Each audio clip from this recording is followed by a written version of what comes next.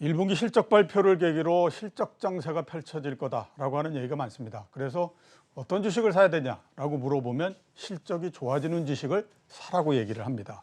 근데 곰곰이 생각해 보면 이 말만큼 참 의미가 없는 얘기도 없지 않나라는 생각이 듭니다.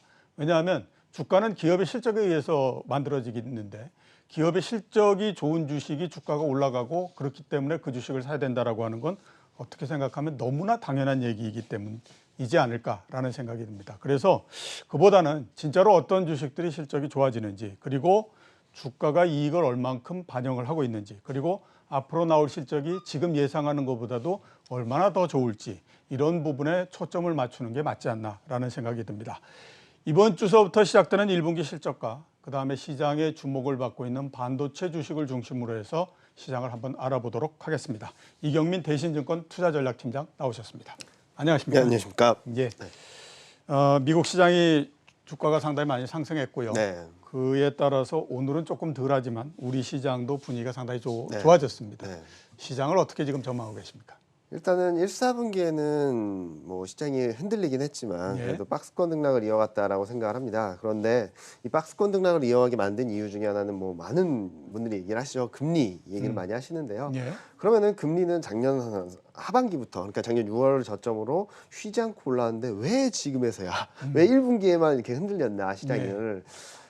되돌아서 생각을 해본다면 경기에 대한 자신감이 아직 없었던 것 같습니다. 1분기까지는. 예.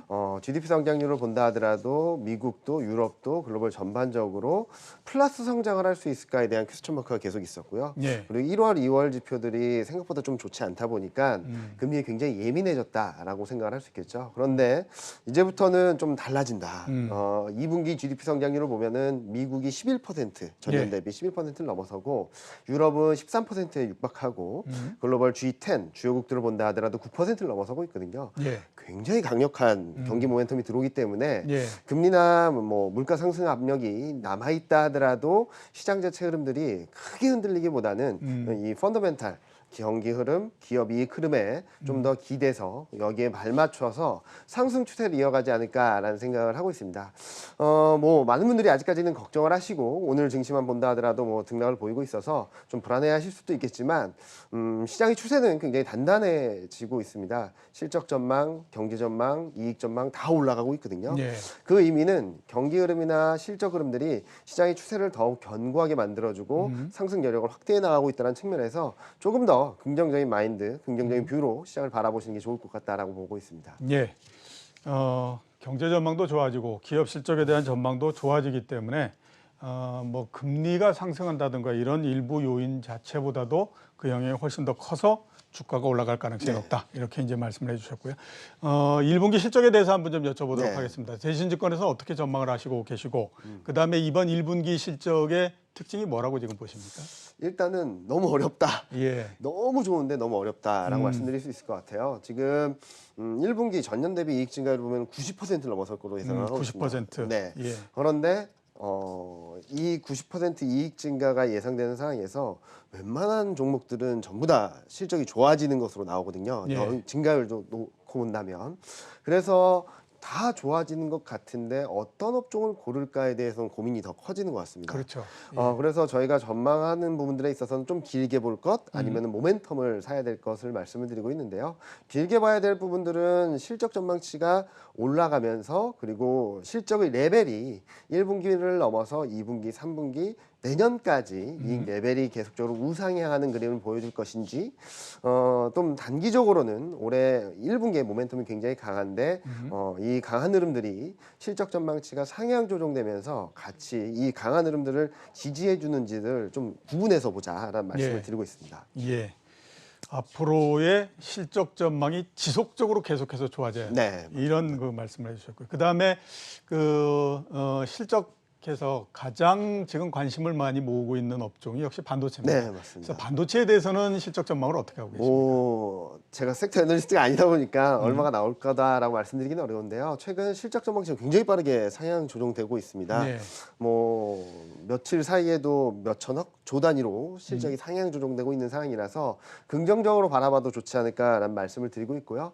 어떻게 본다면은 지금 실적이 상향 조정되는 흐름이 2021년의 시작을 알리는 걸 수도 있거든요. 예. 이렇게 본다면은 1분기 실적이 좋다, 예상보다 좋다라는 그림이 나오게 된다면 올해 연말까지 실적에 대한 눈높이도 좀 상향 조정되면서 시장 그리고 반도체 섹터에 대한 긍정적인 뷰가 조금 더 강해지지 않을까라는 예상을 하고 있습니다. 물론 여러 가지 수급 변수라든지 아니면은 많은 분들이 기대했던 것보다 못 미치는 데 따라서 등락은 있을 수 있지만 시장의 흐름들이 그리고 실적의 방향성 자체가 굉장히 우상향 흐름, 그 기울기도 좀 가팔라지게 된다는 부분들을 좀 더 초점을 두고 좀 긴 호흡에서 접근을 하시는 게 좋지 않을까 생각을 합니다. 예. 그 실적도 전망을 해주셨고 또 반도체에 대해서도 전망을 해주셨고 한데 네.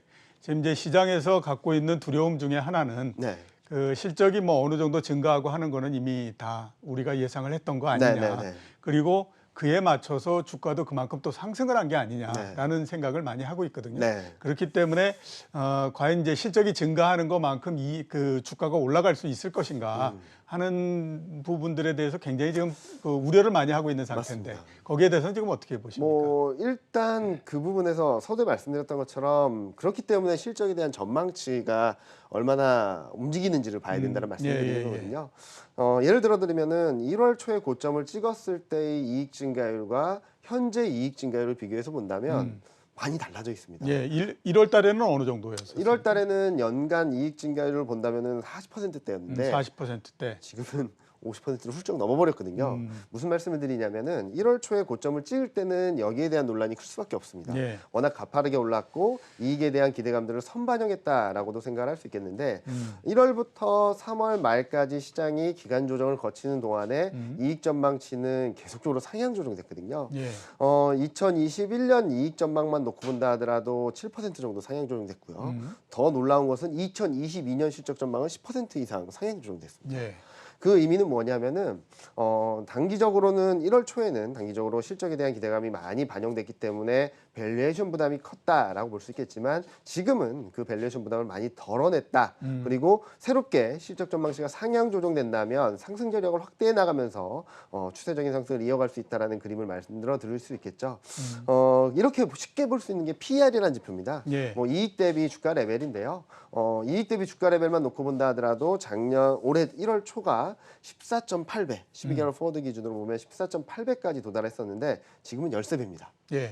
비슷한 레벨이 크게 바뀌지 않았음에도 불구하고 밸류에이션 레벨 자체가 떨어졌다는 것은 이익에 대한 부분들을 충분히 이익 전망치가 상향 조정되었다는 의미고요. 이런 부분들만 놓고 본다 하더라도 실적에 대한 불안감들 그리고 실적의 선반영 여부는 조금은 좀 열어놓고 볼 수 있지 않을까, 좀 더 긍정적으로 바라볼 수 있지 않을까 생각을 하고 있습니다. 예. 또 하나 이제 우려가 되는 부분들이 뭐냐면요. 이번에 이제 금리가 올라갈 때 보는 것처럼 네. 금리가 아까 말씀하셨던 것처럼 왜 쭉 올라갔는데 이게 그 한 1%를 넘으면서부터 시장에 이렇게 네. 관심을 모으다가 또 이제 한 1.7% 넘으면서부터 그냥 조용해져 버리는 네. 형태지 않습니까? 그 다음서부터는 이제 1.5%를 넘으면서부터는 금리가 올라간다고 하더라도 더 이상 네, 반응을 하지 맞습니다. 않는 형태가 되는데 네. 그게 보면 이제 그 금리가 올라가는 초기에 굉장히 네, 많은 맞습니다. 반응을 하다가 네. 그다음에 금리가 올라가는 것도 익숙해진 다음서부터는 반응을 안 하기 시작하는 네. 건데 이번 이제 경기나 기업 실적도 우리가 마찬가지로 그런 형태에서 보게 네, 되면 맞습니다. 1분기에 기업 이익이 굉장히 좋아지는 부분들에 대해서는 시장이 굉장히 반응을 할 가능성이 높지만 네.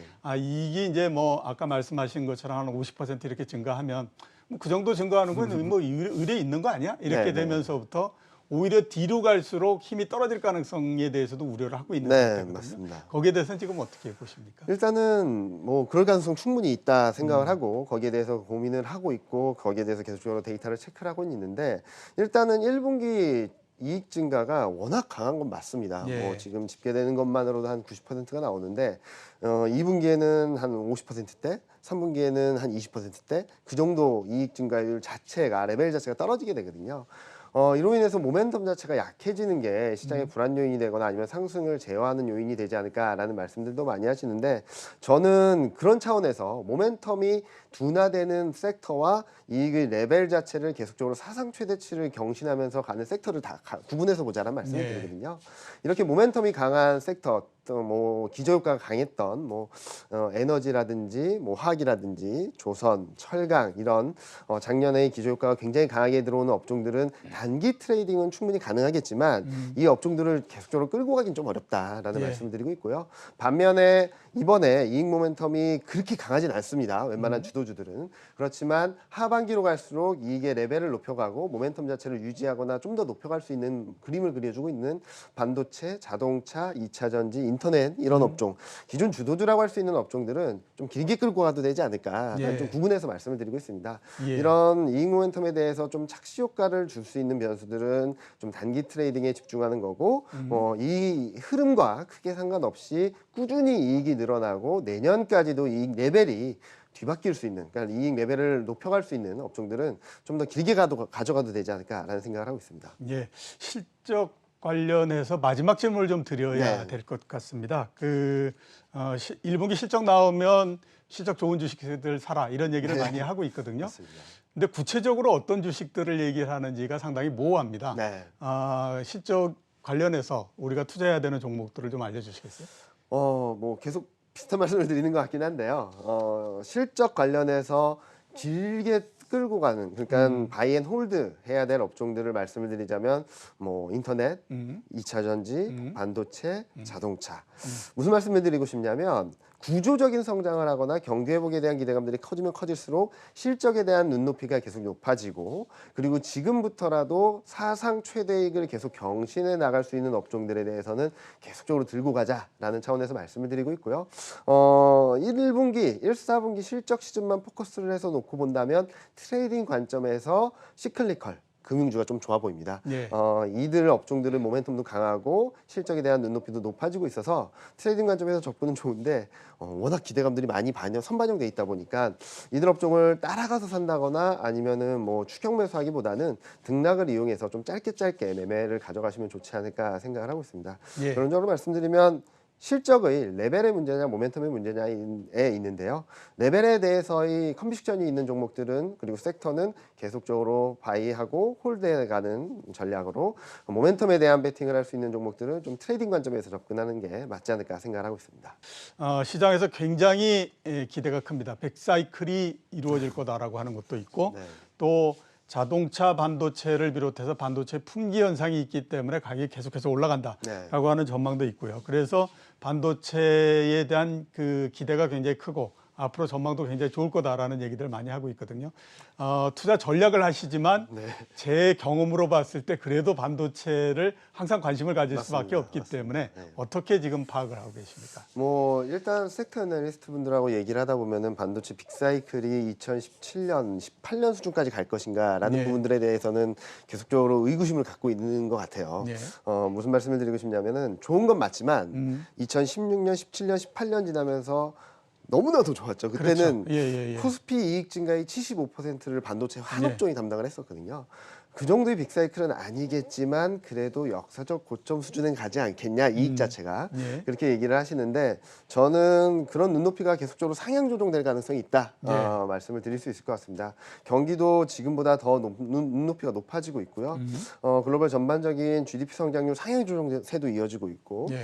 그리고 반도체 수요 공급에 있어서의 공급 부족 현상들이 이어지고 있고, 이런 게 지금은 자동차 쪽에서 나오고 있지만 어떻게 보면은 여러 가지 4차 산업혁명 관련된 부분들이 상용화되고 생활화되게 된다면 이런 현상들이 계속적으로 더 벌어질 수 있다라고 네, 보고 전반적으로. 있거든요. 네.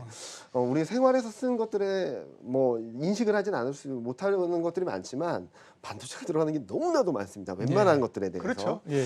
그렇기 때문에 이런 부분들이 계속적으로 부각되게 된다면, 그리고 이번에 뭐 미국에서도 경기 부양 정책을 펼쳤던 것처럼 작년부터 펼쳐왔던 경기 부양 정책들이 글로벌리 진행이 되고 정책이 시행되고 한국도 한국판 뉴딜 정책이 시행이 되고 한다면은 전반적인 반도체 수요가 올라가는 그림을 만들어주지 않을까라는 생각을 하고 있습니다. 예. 그래서 지금도 굉장히 좋을 것으로 생각을 하고 있지만 그 눈높이는 계속적으로 상향 조정되고 더 높아지지 않을까라는 생각을 하고 있어서 저는 굉장히 반도체를 긍정적으로 바라보고 있습니다. 굉장히 긍정적으로 바라보고 있다. 이렇게 말씀해 주셨고요. 반도체 관련해서 이 주요한 뭐 이슈가 하나 나왔던 게 지난주에 백악관에서 삼성전자를 포함해서 불러서 반도체에 관해서 앞으로 이제 쭉 얘기를 했는데요. 우리 시장은 제가 봤을 때는 그 삼성전자가 그 백악관에 갔다라고 하는 거에만 초점을 맞춘 것 같아요. 그러니까 굉장히 좋아 보이는 형태로서 이제 그림이 됐는데 거기에서 논의 내용을 보면 일단 뭐 두 가지 정도로서 그 정리해 볼 수 있지 않을까 싶은데 네가 우리 편으로 들어와. 맞습니다. 중국 편으로 가면 안 돼. 네. 이게 하나였고 두 번째는 반도체에 대해서 전 세계적인 그 공급 체인을 좀 이렇게 그 지금하고 좀 바꿔서 네. 일방적으로 어느 쪽에다가 의존하는 형태가 아니라 북미는 북미 내 나름대로 어느 정도 좀 이렇게 그 공급을 할 수 있는 능력을 갖고 유럽은 유럽대로 또 갖고 있고 이런 형태로서 좀 개선을 하자. 네. 그래서 투자를 좀 늘려서 이렇게 하자라고 하는 거거든요. 근데 요 부분들은 나중에 가게 되면 굉장히 이게 반도체를 맞습니다. 곤란하게 만들 네. 가능성이 있다라는 네. 생각이 들어요. 네. 왜냐하면 반도체 산업이 수급에 대해서 굉장히 민감한 민감하게 산업이기 나가죠. 때문에 그 18년도에 하이닉스의 그 이익하고 네. 19년도 이익을 비교해 보면 어떻게 이런 일이 발생할 수 맞습니다. 있을까라는 네. 정도로 2019년도가 2018년도에 8분의 1 정도밖에 네. 안 되는 형태가 돼 버리거든요. 그래서 이게 과연 호재일까? 우리는 앞에 부분만 포커스를 맞추니까 호재인 것 같은데 전체적으로 보면 이게 꼭 일까라는 생각이 들기는 하는데 어떻게 보십니까 그 부분에 대해서? 일단은 전반적인 흐름에 있어서는 좀 리스크 요인들이 많아지고 있다라고도 말씀을 드릴 수 있을 것 같아요. 예. 무슨 말이냐면은 서플라이 체인이라든지 공급 체인 이런 것들에 대해서 견제가 들어오기 시작했다라는 부분들에 대해서는 계속적으로 교란 요인이 될 수 있다라고 보고 있거든요. 그런데 관심 있게 봐야 될 것은 한국 반도체가 그만큼 위상이 좀 높아진 것이 아닌가. 예를 들어서 뭐 외교 협상에 있어서도 미국도 한국을 땡기려고 하고 그렇죠. 중국도 한국을 땡기려고 하고 있지 않습니까? 그 안에서 어느 쪽으로 갑자기 한쪽으로 뭐 편을 들어주게 된다면 문제가 되겠지만 그 안에서 줄타기를 잘하게만 된다면 양쪽에서 조금 더 수혜를 받을 수도 있는 시간이 벌어낼 수 있지 않을까라는 생각을 합니다. 뭐 향후 흐름들을 좀 더 지켜봐야 되긴 하겠지만 결론적으로 드리고 싶은 말씀은 수년간의 투자 사이클을 그리고 사이클을 수요 공급 사이클을 본다면 불안한 요인들이 조금씩 많아지고 있다라고 생각을 하는데 이게 1, 2년 내에 모든 게 결정이 되고 갑작스럽게 변하지 않는 과정에서는 오히려 중국과 미국, 유럽 사이에서 압도적인 그 점유율을 달하고 있는 한국이 조금 더 운신의 폭을 넓혀갈 수 있는 여력을 만들어주지 않을까라는 생각을 하고 있고요. 이 안에서 공급 체인이나 수요 공급 체인이나 아니면 밸류 체인이 바뀌는데 좀 더 어떻게 적응을 하느냐에 따라서 향후 3년, 5년, 10년의 그림이 또 달라질 수 있다라고 생각을 하고 있는데요. 가장 매력적인 것은 반도체가 뭐 압도적인 점유율을 갖고 있다라는 것이죠. 이런 것들을 놓치지만 않는다면 그리고 뭐 정책이나 방향성의 결정에 있어서 너무 성급하게만 하지 않는다면 향후 1, 2년 동안에는 한국 반도체가 좀 더 기회 요인을 많이 포착하지 않을까라는 생각을 하고 있습니다. 예. 좀 긍정적으로 바라봐도 당분간은 괜찮다라고 보고 있습니다. 당분간은 긍정적으로 바라봐도 괜찮다 이렇게 말씀해 주셨고요. 이제 시장 내부로 넘어가서 한번 좀 여쭤보도록 하겠습니다. 한 2, 3주 전 정도 뭐 길게 보면 한두 달 전 정도서부터 경기 민감주들의 상승이 계속되고 있고요. 뜨겁죠. 조선주, 해운주 거기에다 이제 철강이나 네. 심지어 나중에 가면 시멘트까지도 이제 네. 끼어들어오는 이런 그 형태가 됐는데 지금 시장을 한번 이렇게 놓고 여러 섹터들을 한번 우리가 보면 경기 민감주들은 바닥을 이렇게 저점이 높아지면서 트렌드를 타고 올라가는 것은 사실입니다. 네. 대신에 이제 우리가 이전에 1월 달까지 얘기했던 업종 대표주들은 그냥 어떻게 생각하면 순환매를 하고 네. 있는 그런 형태니까 그러면 경기 민감주들을 지금 사야 되는 거 아니야? 이런 이제 생각을 할 수밖에 없을 것 같거든요. 경기 민감주에 대해서는 어떻게 보십니까? 일단은 제가 작년 11월 달에 연간 전망을 하면서 참고로 말씀드리면 아까 보여드렸던 표 중에서 저희 대신증권이 4월 전망이라 나왔는데 그게 2분기 전망입니다. 2분기 전망. 예, 저도 그렇게 생각을 했었습니다. 2분기 전망이라서 4월 달에 3,600까지 올라간다는 얘기는 안 했을 것 같은데 너무 이런 생각이 당황스러우실 들었어요. 수도 있는데 2분기 전망이라고 봐주시면 될 것 같고요. 제가 작년 11월 달에 올해 2021년을 전망하면서 말씀드렸던 것은 두 가지로 나눠보자. 바이 앤 홀드 그리고 트레이딩 바이. 트레이딩 바이에 있어서의 상반기에는 시클리컬 금융주가 굉장히 좋을 것 같다. 예. 왜냐면은 물가도 올라올 거고 금리도 올라올 거고 실적도 기저효과에 의해서 굉장히 모멘텀이 강할 거기 때문에 이들 업종이 좀 뜨거울 수 있다. 다만 얘네들이 주도주로 부상할 수 있을까, 연말까지 가져갈 수 있을까에 대한 고민을 해본다면 오히려 기존 주도주들이 좀 더 매력적이다. 예. 무슨 말씀을 드리고 싶냐면 기존 주도주라고 할 수 있는 업종들의 전반적인 실적 흐름들을 보면은 예를 들어서 코로나19 이전에 이익이 100이었다라고 한다면요, 한 80 정도로 떨어졌다 한 120, 그리고 140 뭐 이렇게 올라가는 그림을 만들어줍니다. 예. 그런데 요 흐름들을 보면은 올해 이익 증가율은 50%밖에 되지 않지만 역사적 고점을 넘어서 20%, 30% 상승 여력을 만들어간다라는 거죠. 예. 그런데 지금 시컬리컬이라고 말하고 금융주라고 말하는 쪽들을 보면은 작년에 코로나19로 인해서 피해를 엄청나게 많이 받았죠. 뭐 적자로 전환한 기업들도 있긴 한데 예를 들어 본다면은 도시가에서 본다면은 100이었던 실적이 20으로 떨어졌다가 지금 한 60 정도로 올라온다라고 볼 수 있겠죠. 예. 그러면은 이익 증가율은 300%이긴 하지만 이익의 고점 대비 여전히 40% 정도가 낮거든요. 예. 그리고 과거를 본다 하더라도 물가와 금리에 굉장히 예민한 반응을 보여왔기 때문에 물가나 금리가 하향 안정세를 보인다 한다면 실적에 대한 기대감들도 좀 소강 상태로 들어가면서 예. 조금은 상반기 때처럼 뜨거운 분위기를 하반기 때까지는 이어가기는 좀 어렵겠다라는 말씀을 드리고 있어서 상반기, 그러니까 남은 4월, 5월 정도까지는 경기 민감주 시클리컬들이 계속적으로 주목을 받고 등락이 있다 하더라도 우상향하는 그림을 만들어줄 수 있겠지만 예. 이런 그림들이 언제까지 이어질지에 대해서는 조금 더 지켜봐야 된다는 말씀 드리고 있고요. 오히려 하반기를 노리게 된다면은 저는 코로나19 피해주들, 내수주들을 좀 더 긍정적으로 바라보고 있습니다. 예. 저희 대신증권에서도 그렇고 전반적인 컨센서스가 물가나 금리가 아마 올해 2분기쯤에 정점을 기록하고 좀 하향 안정세를 보일 것으로 예상을 하고 있거든요. 이런 부분들이 나타나게 된다면 시클리컬이나 금융주들이 더 치고 가기 어려운 상황에서 예. 이제 코로나19 팬데믹이 진정이 되고 그러면서 소비라든지 사람들의 활동이 많아지면서 그동안 억눌려 있던, 그리고 차별적으로 기저효과가 들어오는 내수주라든지 아니면 코로나19 피해주들이 하반기쯤에는 좀 더 주목을 받을 수 있지 않을까라는 생각을 하고 있어서요.